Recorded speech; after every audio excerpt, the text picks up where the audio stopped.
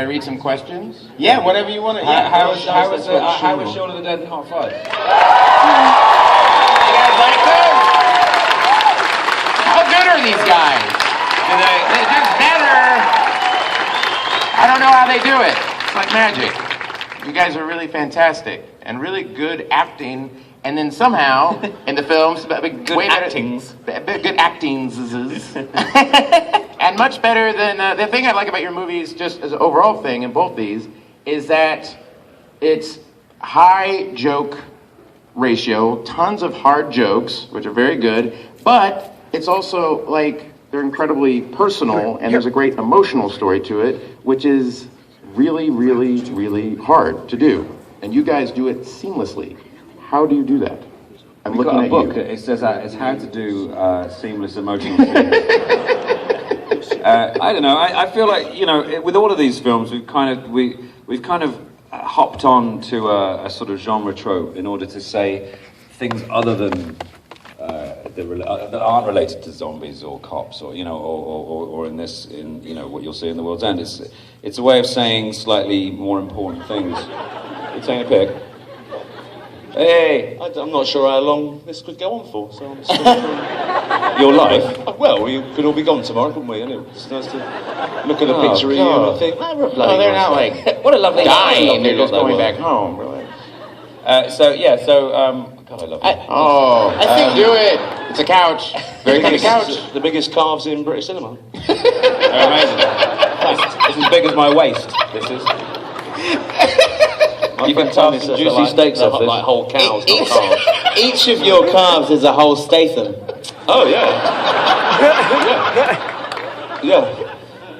But to answer your question as well, I think one of the reasons that all of the emotional stuff comes through is I think because the personal stuff is because we take it from our lives. I think sort of like Shaun of the Dead, we always said was like a... We had a fight with zombies, didn't we? I had a fight with zombies. Apart from the zombies, though, it was almost like Shaun of the Dead is like a 99-minute apology for being a lazy boyfriend.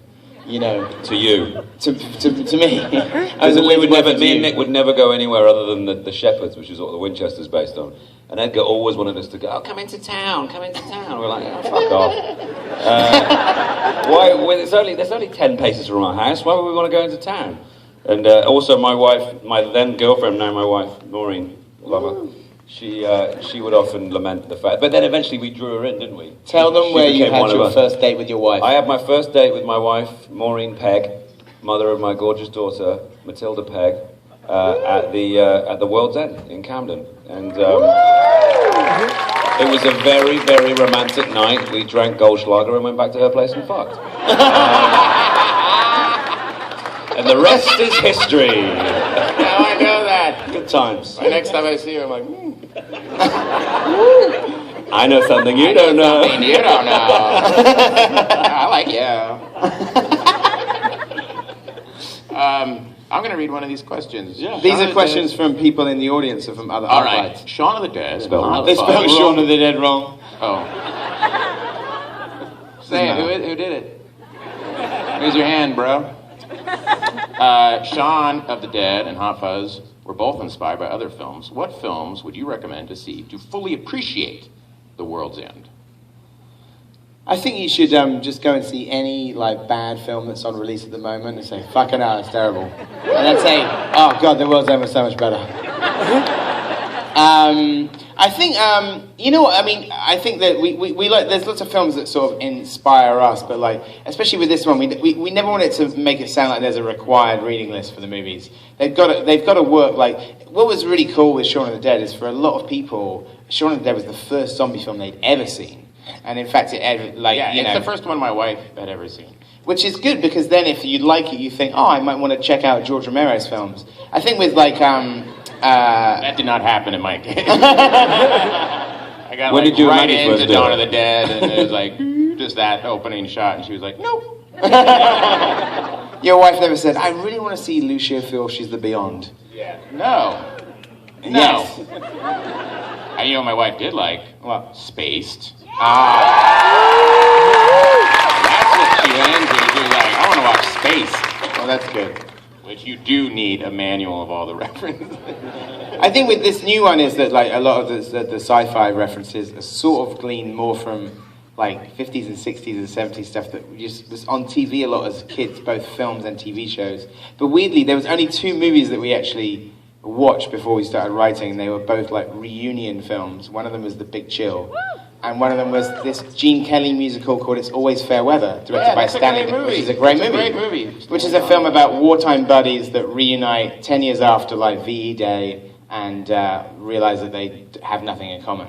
And so You guys should see it. It's the same team who did Singing in the Rain. It's Yeah. like a great movie. We kind of had this idea that the world's end is like the big chill if the corpse came to the party. That will make sense to you in 2 hours' time. Next question. I heard there was an exhibit of cool fan art for the Cornetto trilogy. What was it like? What were some of your favorite pieces? this is, I don't know if you guys know this place called Gallery 1988 on Melrose. But if you haven't been there, they did a show for like my movies. Essentially, they were really like if it wasn't for Scott Pilgrim, it would be our movies. But it was basically like everything that I've done and like. We've been on tour for 6 weeks. But it was amazing. It was overwhelming to see all of this art. It's actually the exhibition is still on for another 3 weeks. Me and Simon went down early, and we spent rather too much money buying quite a few of the pieces. You know what it's like when you walk into a gallery and every fucking picture is you. I mean, it's that old feeling you get. It's very, very. We've all done it, you know. It was amazing. It was incredible. It was. I mean, it's all dedicated to Edgar's work. So there's stuff from Sam Peters versus what was that? What was that? Scott Pilgrim. What was that? That's a little kung fu. That kung fu kids film you did. What was that? It's Kung Fu Kid. Kung Fu Kid versus. It's called Three Ninjas Strike Back. That's it.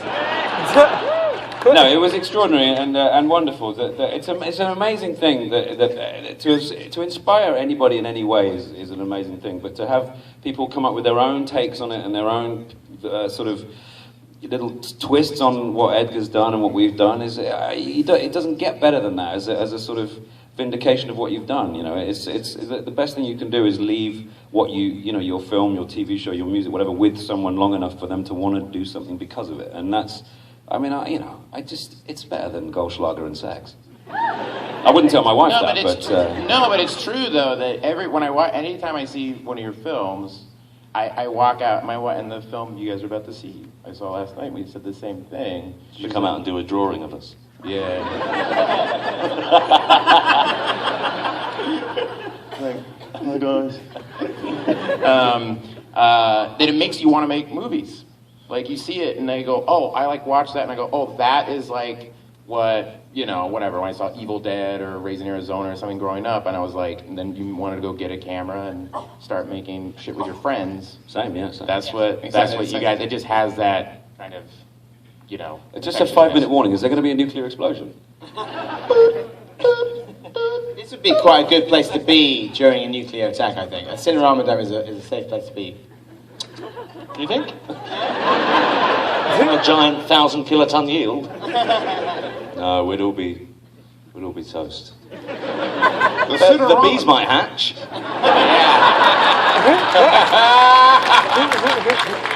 There's 50 yellow jackets up there. Yeah. This is a leftover promotional item from 1980 when they premiered Michael Caine's The Swarm. Yeah. It's very